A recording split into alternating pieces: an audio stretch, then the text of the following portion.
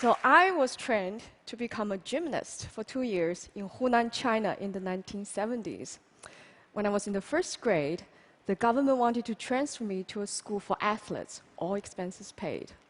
But my tiger mother said, no. My parents wanted me to become an engineer like them. After surviving the Cultural Revolution, they firmly believed there's only one sure way to happiness, a safe and well-paid job. It is not important if I like the job or not. But my dream was to become a Chinese opera singer. That is me playing my imaginary piano. An opera singer must start training young to learn acrobatics. So I tried everything I could to go to opera school. I even wrote to the school principal and the host of a radio show. But no adults liked the idea. No adults believed I was serious. Only my friends supported me, but they were kids, just as powerless as I was. So at age 15, I knew I was too old to be trained. My dream would never come true. I was afraid that for the rest of my life, some second-class happiness would be the best I could hope for. But that's so unfair. So I was determined to find another calling. Nobody around to teach me? Fine, I turned to books. I satisfied my hunger for parental advice from this book by a family of writers and musicians. I found my role model of an independent woman when Confucius tradition requires obedience. And I learned to be efficient from this book. And I was inspired to study abroad after reading these. I came to US in 1995. So which books did I read here first?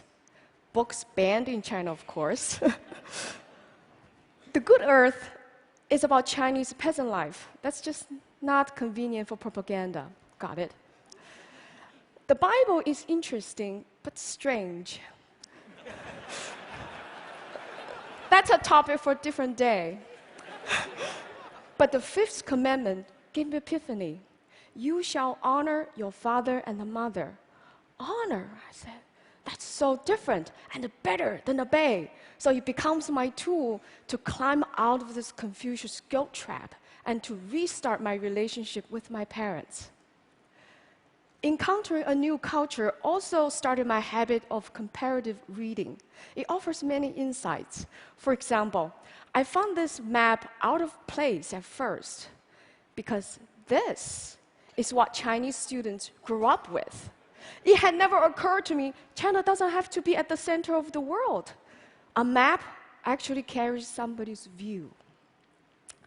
Comparative reading actually is nothing new.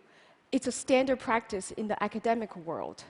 There are even research fields such as comparative religion, comparative literature.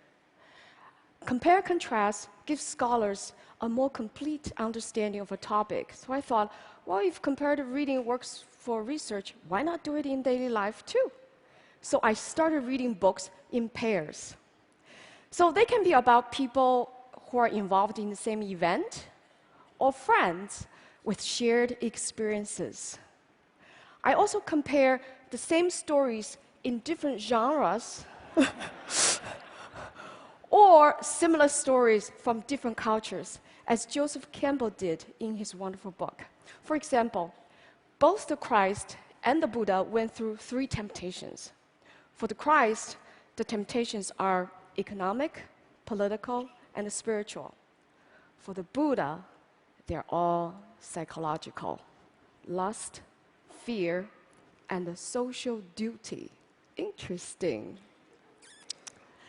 So if you know a foreign language, it's also fun to read your favorite books in 2 languages. Instead of loss in translation, I found there's much to gain. For example, it's through translation that I realized happiness in Chinese literally means fast joy. Woo. And bride in Chinese literally means new mother. Uh-oh. Books have given me a magic portal to connect with people of the past and the present. I know I shall never feel lonely or powerless again. Having a dream shattered really is nothing compared to what many others have suffered. I have come to believe that coming true is not the only purpose of a dream. Its most important purpose is to get us in touch with where dreams come from, where passion comes from, where happiness comes from. Even a shattered dream can do that for you. So because of books, I'm here today, happy, living again with a purpose and a clarity most of the time. So may books be always with you. Thank you. Thank you. Thank you.